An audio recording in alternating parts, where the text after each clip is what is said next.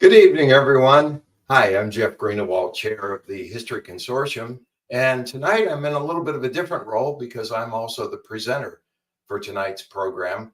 And before we start, though, I want to take a moment to thank a couple of folks. I want to particularly thank Ian Trawiski from the Carroll County Library, who is sticking with us tonight and providing the technical support to make all of this work. And also a young lady who is not with us tonight because she's on a well-deserved vacation, and also from the Carroll County, Maryland Library, and that is Lisa Picker, who helped to put all of this together. Well, I've appeared for quite a number of programs as the host and introducing other speakers, but tonight I take a moment to introduce myself. I don't think since I've been doing this for 3 years, I've ever had a chance to really tell people a little bit about myself. So let me just say a couple of things and we'll roll the video. Well, first of all, after nearly 40 years of working in the administration of healthcare related organizations, I now get to have fun. I have a passion for history and performing, and I found two ways I could combine both of those passions. I perform historical music from the Renaissance through the period of the American Civil War. And so music of the Civil War has become one of my specialties, and I frequently perform in Gettysburg, where I live, including at the annual music muster for Gettysburg National Military Park. And living history provided another means for me for combining my passions through creating historical character interpretations. And my first living history effort was pretty ambitious. I took on George Washington. And for a number of years now, for about 15, 16 years, I've been doing portrayals of George Washington. And then more recently, I started to portray a man named James Maclay, who was a Civil War veteran and also happened to be my wife's great-great-grandfather, but he fought all 4 years of the Civil War and all 3 days here at the Battle of Gettysburg, and he was local. So I portray him as well. And I even turned that into a living history walking tour. So I do walking tours of the town of Gettysburg, talking about the civilian stories, and as James Maclay returning. And one of the things is that I couldn't do that, talking about the civilian stories in Gettysburg, without the help and support of the Adams County Historical Society. And so I'm a big fan of the Adams County Historical Society. And this program that I'm presenting this evening is sort of one of the ways I hope to return the favor to the Historical Society. So I have a video I prepared on a wonderful woman who is one of my, well, I think she's just a heroine of the highest order, and that's Elizabeth Thorn. So I will return after the video plays to answer any questions or engage in any discussion with you. So please enter questions and things you'd like to talk about in the comments section. So Ian, if you would please roll the video.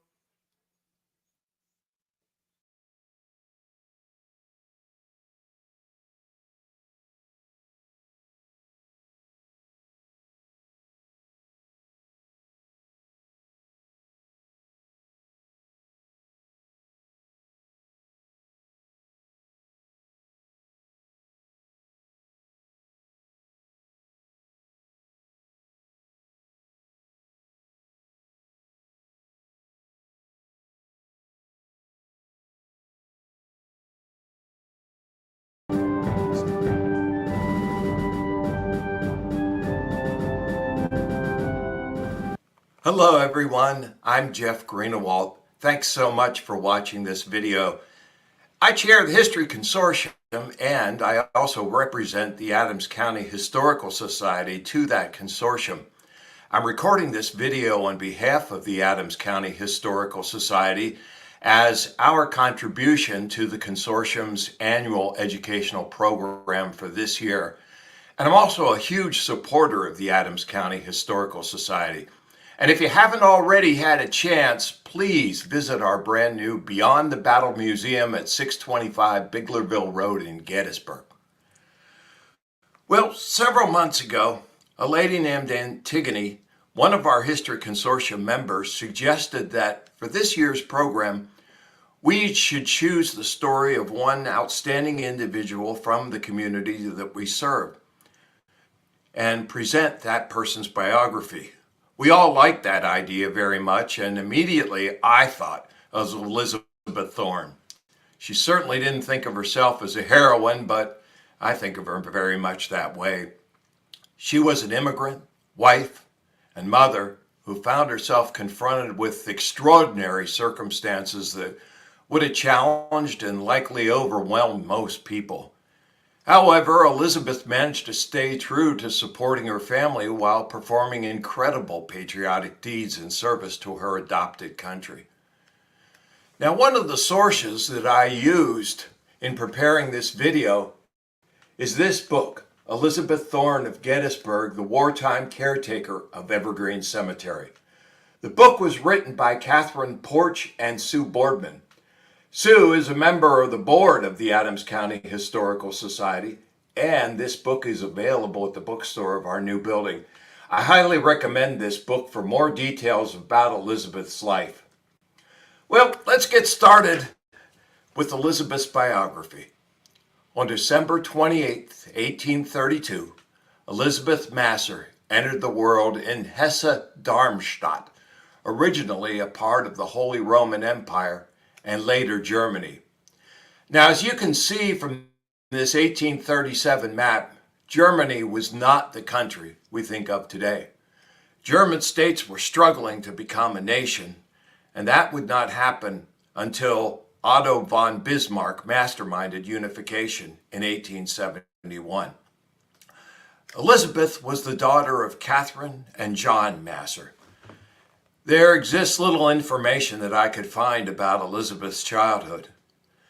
But by 1854, the family was living in the small town of Eickeldorf in the German state of Bavaria. From there, they migrated to America. They were hardly alone. Lack of opportunity, political instability, and revolutions caused about 200,000 people to leave the German states for America that year alone. The Massers entered the United States through Ellis Island, eventually making their way to Gettysburg. Elizabeth was then 22 years old. Though not completely certain, there are stories that Elizabeth left a fiancé back in the German states. Her future husband, Peter Thorn, entered the world on July 24, 1826, in Reckershausen, Prussia. His father was Philip Thorn, and his mother was referred to as Miss van Diefenbach. Peter's father and mother were married. Peter left Fischbach, a small town in Bavaria, to come to America, and he arrived in New York in April of 1852. Peter was a mining engineer and came to America to study copper mine feasibility in West Virginia.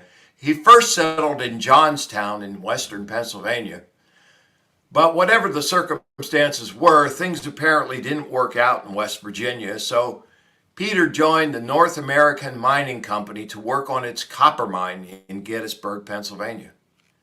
Peter and Elizabeth met sometime shortly after they both arrived in Gettysburg. They began courting, and they were married on September 1st, 1855. That same day, the cornerstone for the gatehouse of the Evergreen Cemetery was laid. That house became their home for many years. The bells in Gettysburg rang to commemorate the cornerstone laying for the gatehouse, but Elizabeth thought they were ringing for her wedding. The copper mine upon which Peter was working had one major problem: no copper.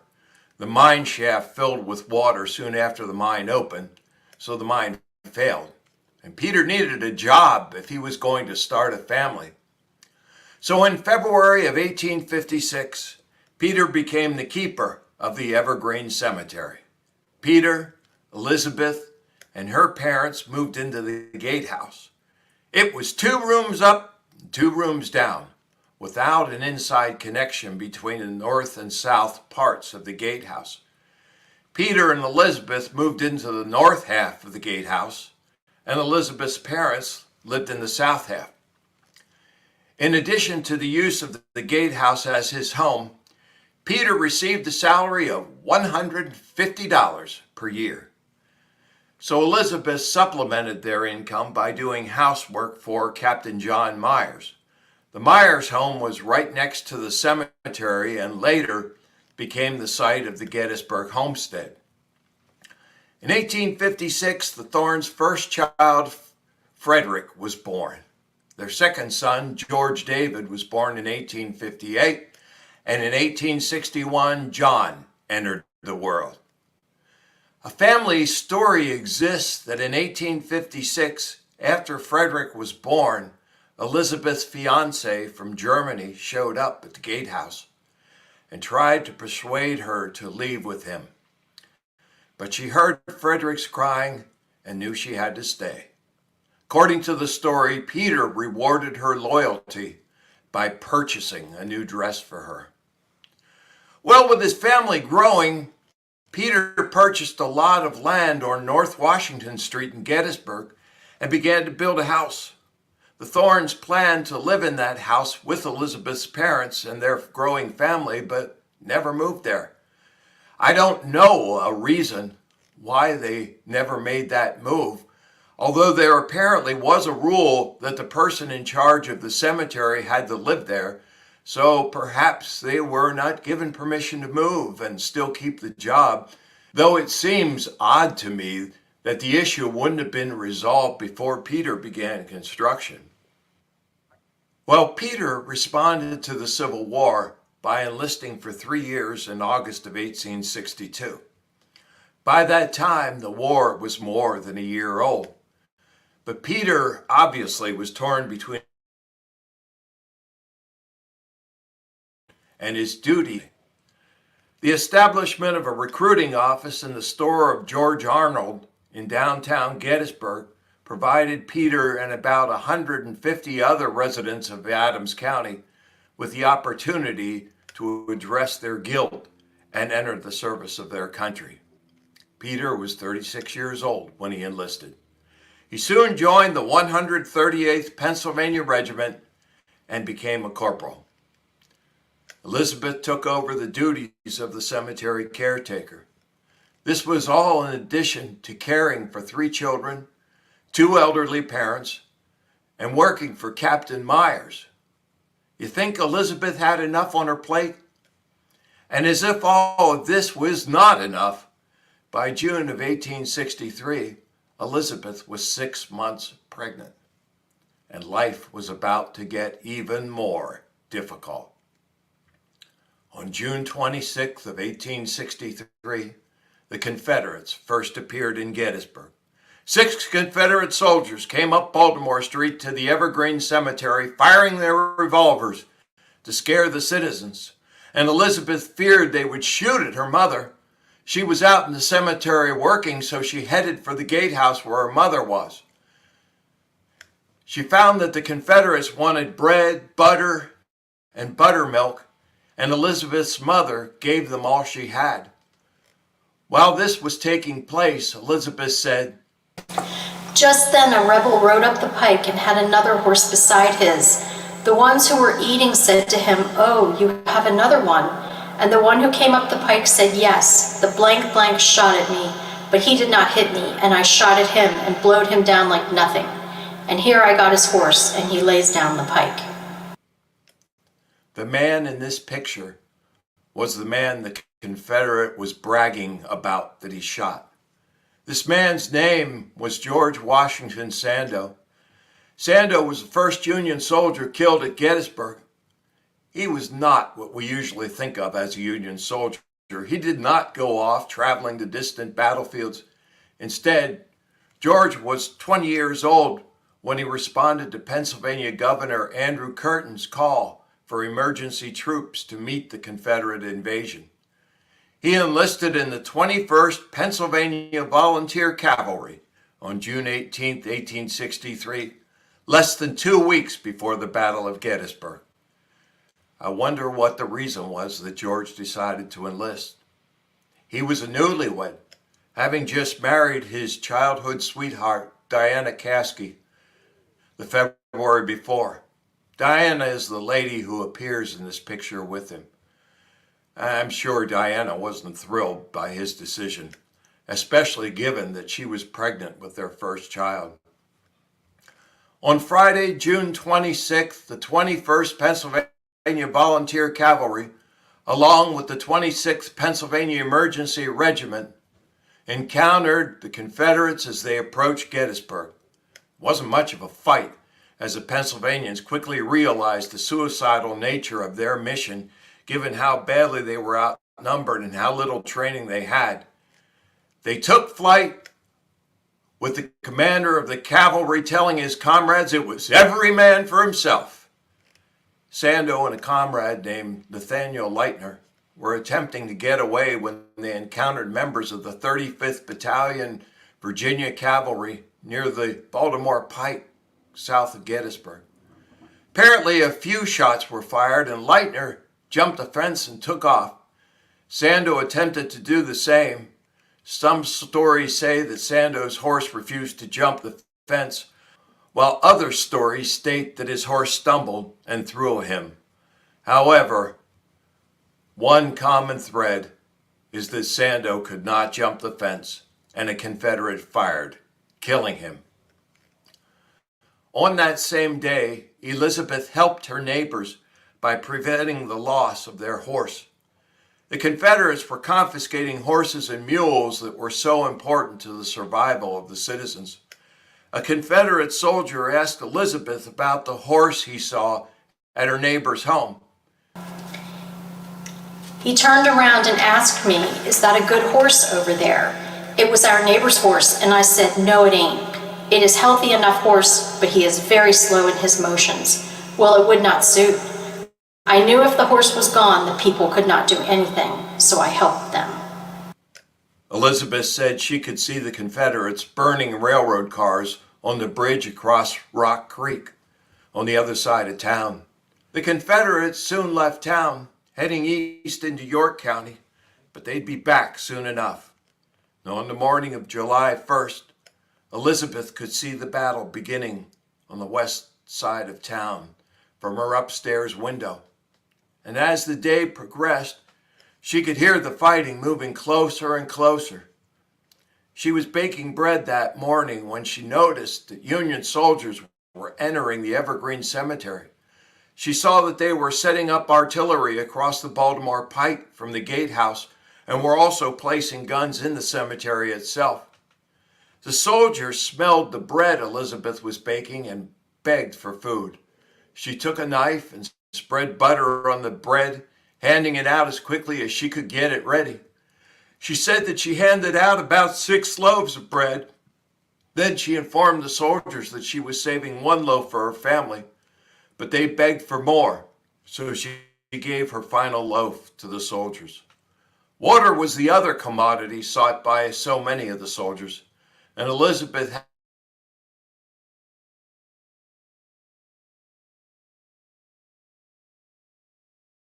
outside of the gatehouse and filled with her sons helped to keep the water flowing. About their activities, Elizabeth said, All the time, our little boys were pumping and carrying water to fill the tubs. They handed water to the soldiers and worked and helped this way until their poor little hands were blistered and their bread I had given away on Friday. When the guns on the hill began to fire in the direction of the almshouse along the Harrisburg Pike, the gunners began to fear that they were hitting their own men. A Union officer came to the gatehouse looking for the man of the house who could show him the layout of the land so he could correct the artillery fire. Elizabeth thought her boys were too young, and she realized that her father was elderly and spoke little English. And of course, Peter was off in the Union Army, so he wasn't available. So she told the officer that she would go. He refused to take her at first, noting that she was pregnant, but she repeatedly assured him that she was not afraid and noticed that there was plenty of danger all around.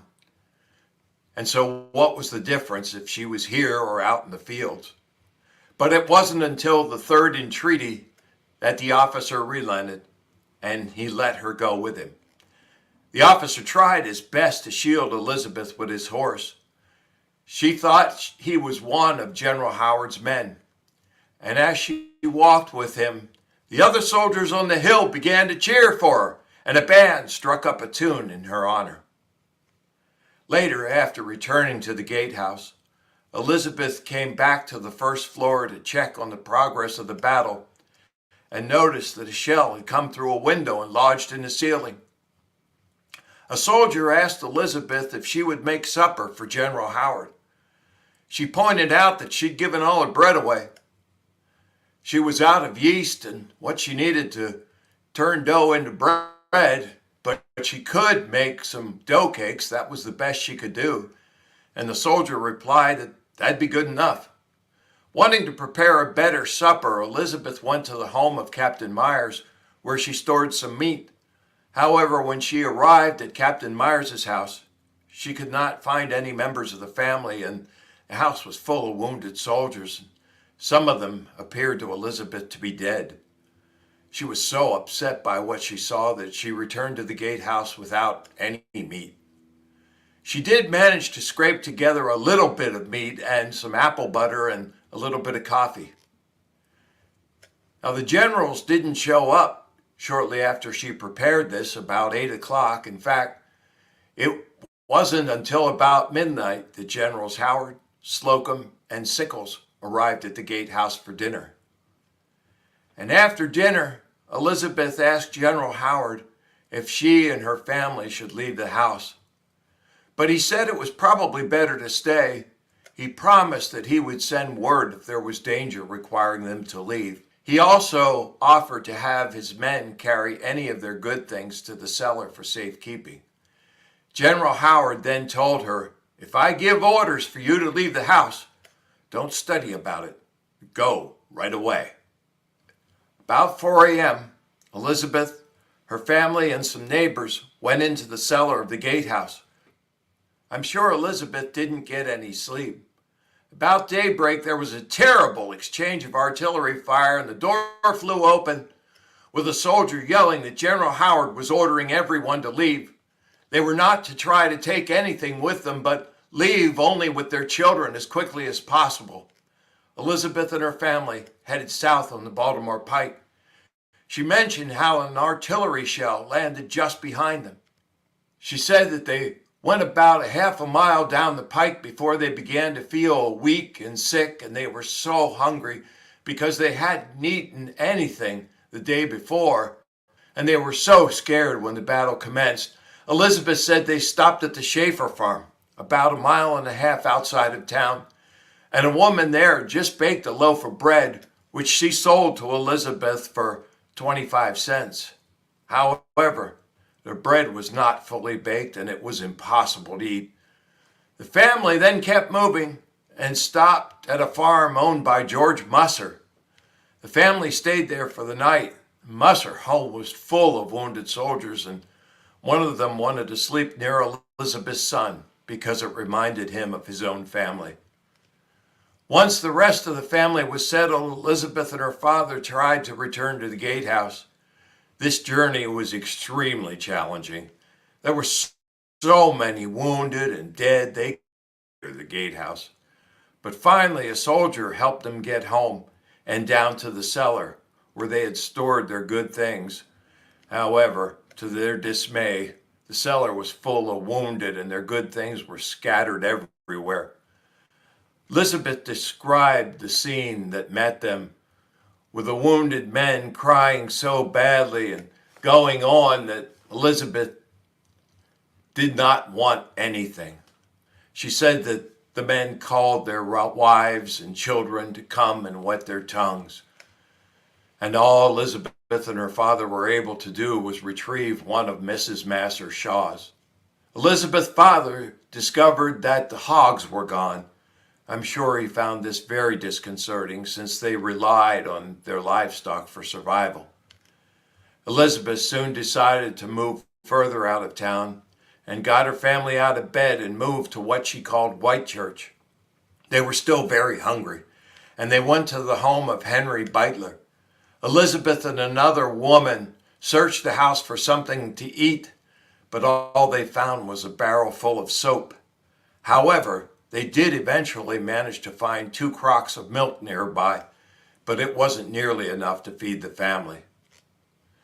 The soldiers had established a hospital at the farm, and it presented a horrible sight.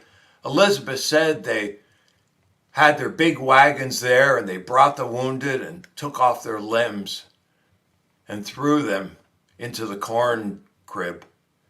And when they had a 2-horse load, they hauled them away. Elizabeth and her family were still very hungry and asked an officer if they could get some food. The officer did give Elizabeth an order allowing her to collect food from the army. Henry Beitler returned from Littlestown, where he had taken his family for safety, and for safekeeping he had nailed a barrel of flour into one of his closets before he left. He divided the flour among several people, including Elizabeth, and she began baking bread. Some of the soldiers discovered what she was doing and offered her money for the bread. At one point, Elizabeth observed some of her furniture being carried away in her family's wagon. Her boys wanted her to go after the wagon, but Elizabeth decided not to do that. Finally, Elizabeth and her family returned to the gatehouse on July 7th. On the way home, she met David McConaughey, the cemetery president. He told her to hurry on home. There is more work for you than you are able to do.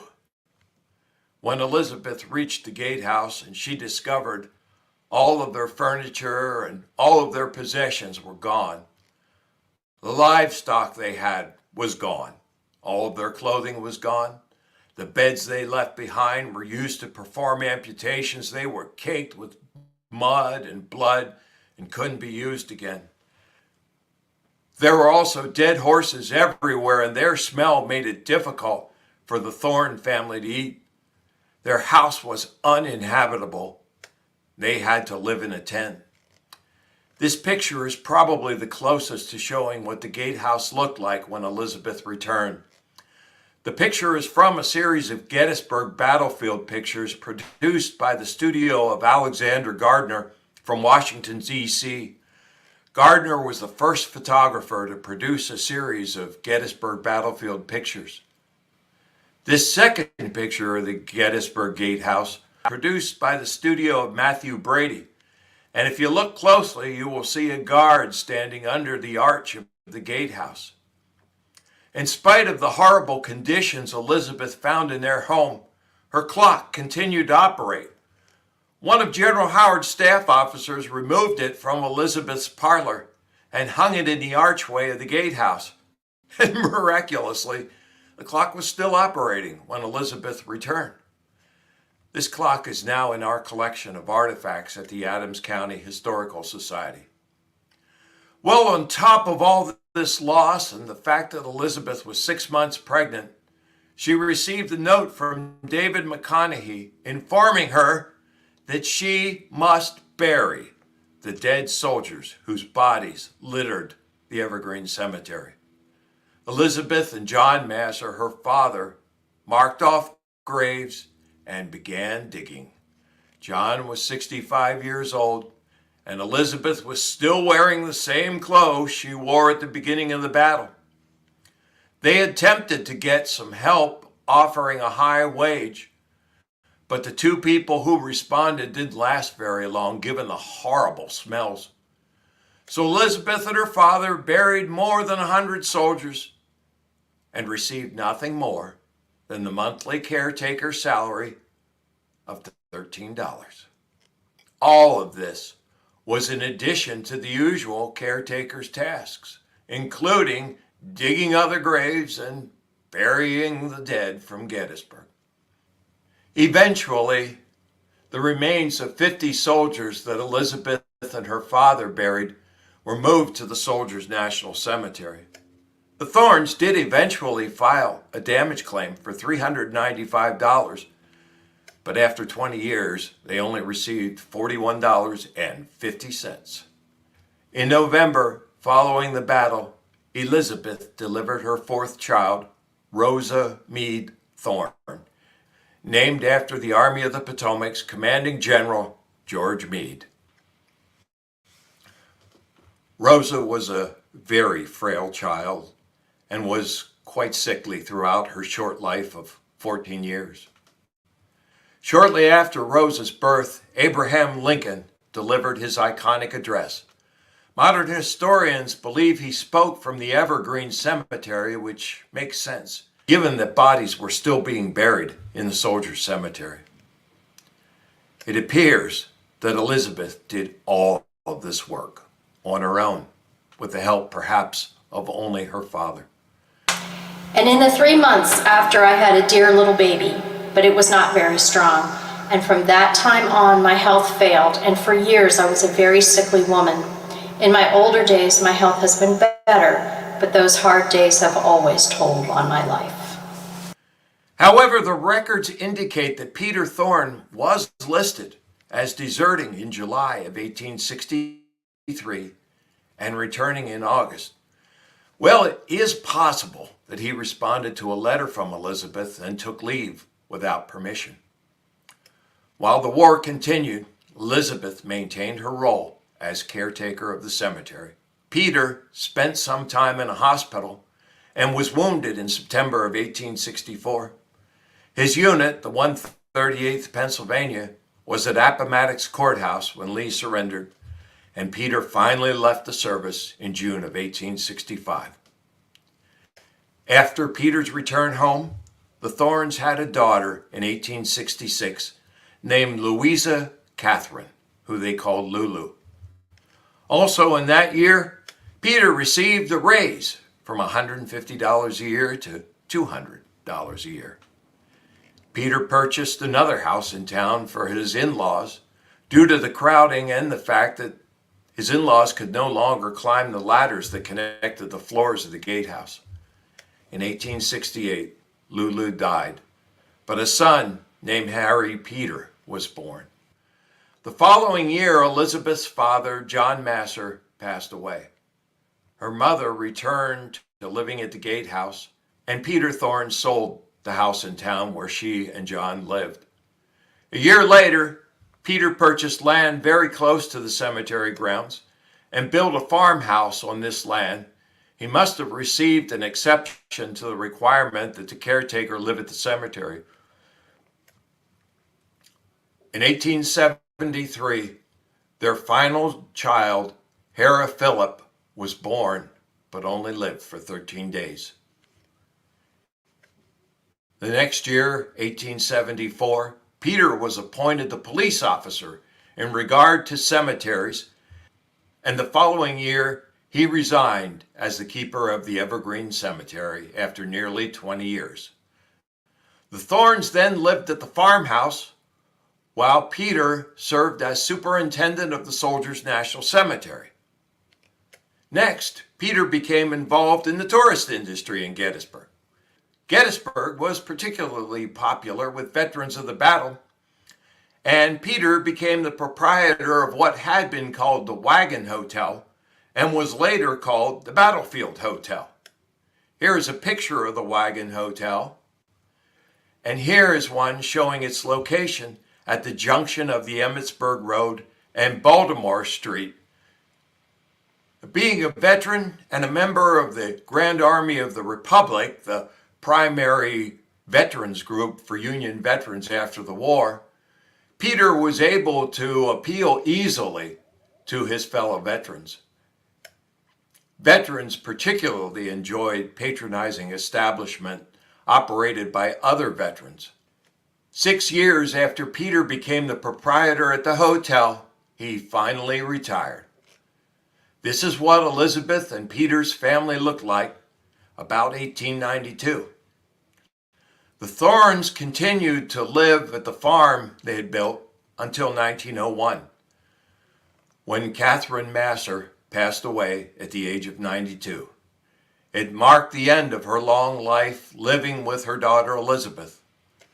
The Thorns then moved to a house they rented at 50 West Middle Street in Gettysburg. They celebrated their golden wedding anniversary in 1905. In 1905, Elizabeth gave an interview to the Gettysburg Compiler newspaper, telling of her experiences during the battle. Many other Gettysburg residents also published their stories in the compiler.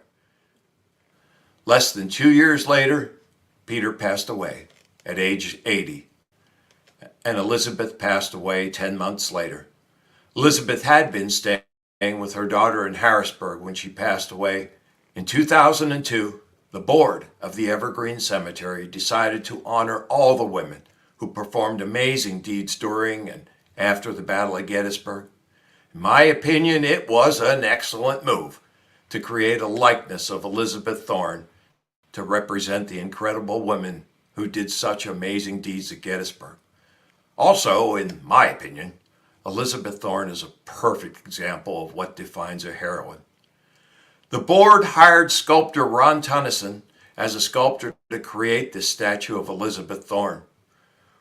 Ron Tennyson already had an outstanding reputation gained by creating 3 other sculptures that appear on the Gettysburg battlefield.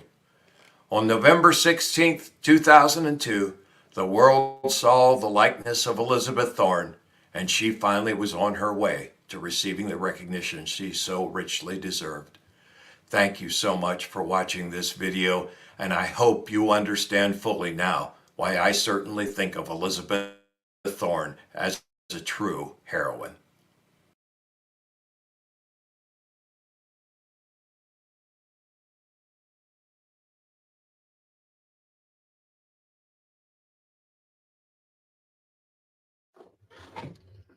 Well, thank you everyone for watching the video. And if you would like to place any questions or comments or anything else in the comments section, please do so, and I'll try my best to answer them.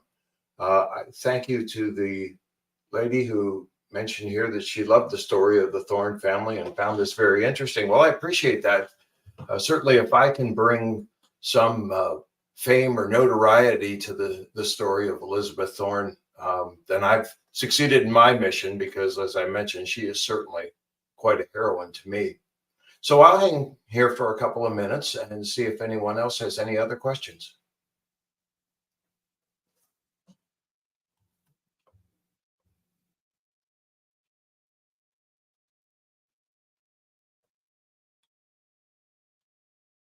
I just have a question. Are there any other figures from the Battle of Gettysburg you think deserve recognition as well? Oh my.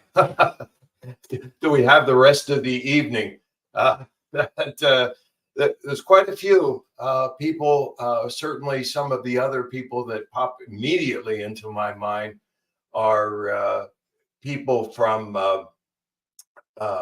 someone like Elizabeth Salome Myers, who went by the name Sally Myers, who did some amazing work at St. Francis Xavier Church on High Street in Gettysburg, helping with the wounded, and eventually marrying the brother of one of the wounded who she helped to care for. And I see someone just mentioned Sally Myers.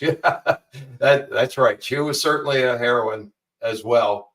No question about that. And there's just so many other people that I think of that did so many incredible deeds, and even looking at people like Daniel Skelly and his mother, who helped with all the wounded, and I could just go on and on of the people that I think of who did some amazing deeds. And that's what I try to tell folks when I do town tours of Gettysburg, is that these people were just ordinary people that were suddenly thrust into all of this without any preparation or real warning. And so many of them did so many amazing deeds, helping with the wounded, especially considering there were probably somewhere over 21,000 wounded soldiers left in Gettysburg after the armies left. And these people suddenly had no choice but to become doctors and nurses. And all the buildings in town, the courthouse, the